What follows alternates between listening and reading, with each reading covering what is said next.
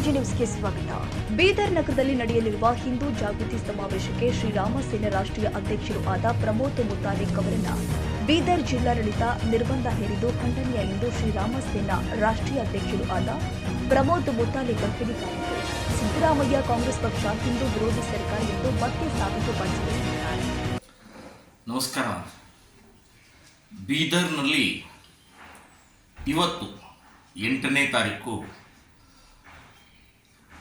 December 8, 2024 ಒಂದು ಹಿಂದೂ ಸಮಾಜೋತ್ಸವ, ಹಿಂದೂ ಜಾಗೃತಿ ಸಭೆ ಅಂತನ್ನುವಂಥದ್ದು ಅಲ್ಲಿಯ ಎಲ್ಲ ಹಿಂದೂಗಳು ಒಟ್ಟಾಗಿ ಒಂದಾಗಿ ಒಂದು ಬೃಹತ್ ಕಾರ್ಯಕ್ರಮ ಸಭೆಯನ್ನು ಯೋಜನೆಯನ್ನು ಮಾಡಿದ್ದು.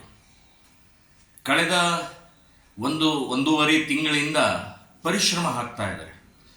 ಹಳ್ಳಿಗೆ ಗ್ರಾಮಕ್ಕೆ ಹೋಗಿ ಜಾಗೃತಿ ಸಭೆಯನ್ನು ಮಾಡಿ ಈ ಬೀದರ್ ನಗರದ ಸಭೆ ಯಶಸ್ವಿ ಮಾಡೋಕ್ಕೋಸ್ಕರ ಎಲ್ಲ ಕಡೆಗೆ ಪ್ರವಾಸ ಮಾಡಿ ಖರ್ಚು ವೆಚ್ಚವನ್ನು ಮಾಡಿ ಶಾರೀರಿಕ, ಮಾನಸಿಕ, ಆರ್ಥಿಕವಾಗಿ ಪರಿಶ್ರಮ ಹಾಕಿದ್ದಾರೆ. ಸೊ ಅಂಥ ಕಾರ್ಯಕ್ರಮವನ್ನು ನಿರ್ಲಜ್ಜ ಕಾಂಗ್ರೆಸ್ ಸರ್ಕಾರ ಯಥಾ ಪ್ರಕಾರ ಮುಸ್ಲಿಂ ಓಲೈಕೆಗೋಸ್ಕರ ಇವತ್ತಿನ ಬೃಹತ್ ಸಭೆಯನ್ನು ಬ್ಯಾನ್ ಮಾಡಿದರು. 144 ಹಾಕಿದ್ದಾರೆ. ಅದಲ್ಲದೆ ನನ್ನನ್ನು ಸೇರಿಸಿ, ನಾನು ಪ್ರಮೋದ್ ಮುತಾಲಿಕ್ ಶ್ರೀರಾಮ್ ಸೇನೆ ರಾಷ್ಟ್ರೀಯ ಅಧ್ಯಕ್ಷನನ್ನು ಸೇರಿಸಿ ಮಾಧವಿ ಲತಾ, ದುರ್ಗೆಯ ಅವತಾರ ಆದಂಥ, ಹಿಂದೂ ಸಮಾಜಕ್ಕೆ ಬಹಳ ದೊಡ್ಡ ಆಧಾರ ಆದಂಥ OIC ಅನ್ನುವಂಥ ಒಬ್ಬ ದೇಶದ್ರೋಹಿಯ ವಿರುದ್ಧ ಇಲೆಕ್ಷನ್ನಲ್ಲಿ ನಿಂತಹ ಒಬ್ಬ ಮಹಿಳೆ, ಧೀರ ಮಹಿಳೆ ಮಾಧವಿ ಲತಾ ಅವರು ಕೂಡ ಈ ಕಾರ್ಯಕ್ರಮಕ್ಕೆ, ಇವತ್ತಿನ ಕಾರ್ಯಕ್ರಮಕ್ಕೆ ಬರೋರಿದ್ದರು. ಪೂನಾದಿಂದ ಇನ್ನೊಬ್ಬ ಮಹಿಳೆ, ಅತ್ಯಂತ ಪ್ರಖರ ವಾಗ್ಮಿಯಾದಂಥ, ಹಿಂದೂ ಸಮಾಜವನ್ನು ಜಾಗೃತಿ ಮೂಡಿಸ್ತಾ ಇರುವಂಥ, ಸೊ ಆ ಮಹಿಳೆ ಕೂಡ ಇವತ್ತಿನ ದಿನದಲ್ಲಿ ಬರೋರಿದ್ದರು. 3 ಜನರಿಗೆ ಇವತ್ತು ಬ್ಯಾನ್ ಮಾಡಿದ್ದಾರೆ. ಬೀದರ್ ಜಿಲ್ಲಾ ಪ್ರವೇಶ ನಿಷೇಧವನ್ನು ಮಾಡಿದ್ದಾರೆ. ಡಾಕ್ಟರ್ ಅಂಬೇಡ್ಕರ್ ಸಂವಿಧಾನಕ್ಕೆ ಅಪಮಾನವನ್ನು ಮಾಡಿದ್ದಾರೆ. ಡಾಕ್ಟರ್ ಅಂಬೇಡ್ಕರ್ ಈ ದೇಶದ ಪ್ರತಿಯೊಬ್ಬ ನಾಗರಿಕನಿಗೆ ವಾಕ್ ಸ್ವಾತಂತ್ರ್ಯವನ್ನು ಕೊಟ್ಟಿದ್ದಾರೆ. ಆ ವಾಕ್ ಸ್ವಾತಂತ್ರ್ಯವನ್ನು DC SP ಅವರು ಇವತ್ತು ಹೀನಾಯವಾಗಿ, ಅದನ್ನು ಅಸಹ್ಯವಾಗಿ ಇವತ್ತು ಅವಮಾನವನ್ನು ಮಾಡಿದ್ದಾರೆ. ಸೊ ಈ ರೀತಿಯ ಬ್ಯಾನ್, ನಿರ್ಬಂಧನೆ ಮಾಡುವಂಥ ರೋಗ ಈ ರಾಜಕೀಯ ವ್ಯಕ್ತಿಗಳಿಗೆ ಅಂಟುಕೊಂಡಿದೆ.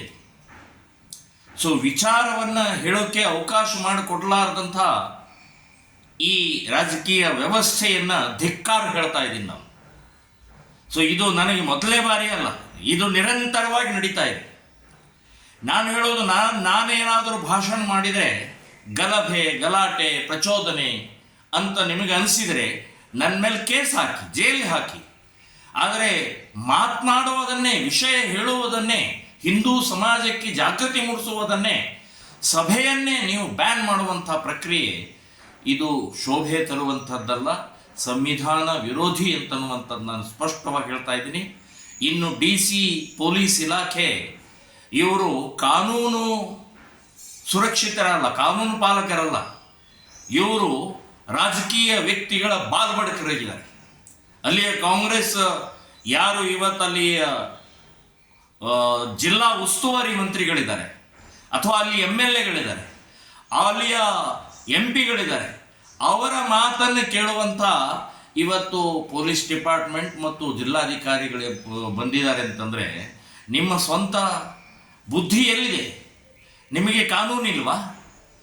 ನಿಮಗೆ ಯಾವುದೇ ರೀತಿಯ ನೀತಿ ನಿಯಮಗಳಿಲ್ವಾ? ಸೊ ಈ ರೀತಿಯ ಪ್ರವೃತ್ತಿಯನ್ನು ನಿಲ್ಲಿಸಬೇಕು. ನಮ್ಮ ಮೇಲೆ ಕೇಸ್ ಹಾಕಿ, ಗಲ್ಲು ಶಿಕ್ಷೆ ಕೊಡಿ ನೀವು.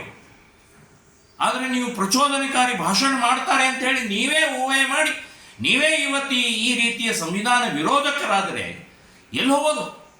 ಸೊ ಇದನ್ನು ನಾವು ಕೋರ್ಟಿಗೆ ಚಾಲೆಂಜ್ ಮಾಡ್ತೀವಿ. ನಿಮ್ಮಿಬ್ಬರನ್ನು ನಾವು ಜೈಲಿಗೆ ಹಾಕುವವರೆಗೆ ಬಿಡುವುದಿಲ್ಲ ಅಂತನ್ನುವಂಥದ್ದು ನಾನು ಹೇಳ್ತಾ ಇದ್ದೀನಿ.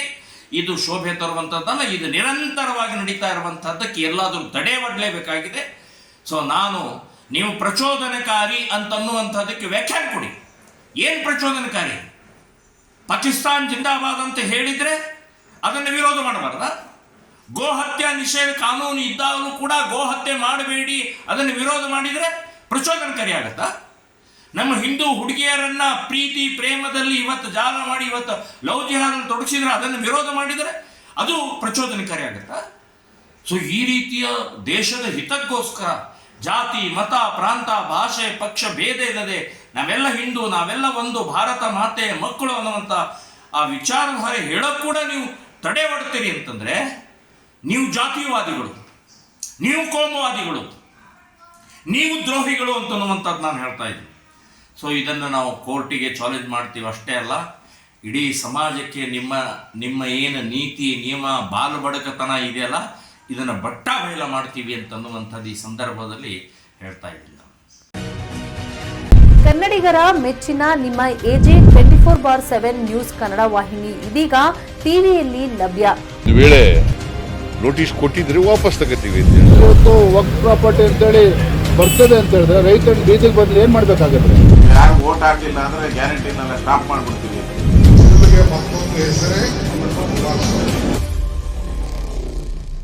ಕರ್ನಾಟಕ ಮತ್ತು ದೇಶ ವಿದೇಶ 360 ಡಿಗ್ರಿ ಸುದ್ದಿ ಹಾಗೂ ಉತ್ತರ ಕರ್ನಾಟಕ ಬೆಳಗಾವಿ, ಬಾಗಲಕೋಟೆ, ಧಾರವಾಡ, ಹಾವೇರಿ, ಗದಗ, ಬಿಜಾಪುರ ಜಿಲ್ಲೆಯ ಕ್ಷಣ ಕ್ಷಣದ ವಿವರವನ್ನ ಪಡೆಯುವುದಕ್ಕೆ AJ 24/7 ನ್ಯೂಸ್ ಕನ್ನಡ ವಾಹಿನಿಯನ್ನ ಲೈಕ್ ಮಾಡಿ, ವಿಡಿಯೋಗಳನ್ನ ಶೇರ್ ಮಾಡಿ, ಕಮೆಂಟ್ ಮಾಡುವ ಮೂಲಕ ನಮ್ಮ ವಾಹಿನಿಗೆ ಸಹಕಾರ ನೀಡಿ ಮತ್ತು ಚಾನೆಲ್ ಅನ್ನ ಸಬ್ಸ್ಕ್ರೈಬ್ ಮಾಡಿ.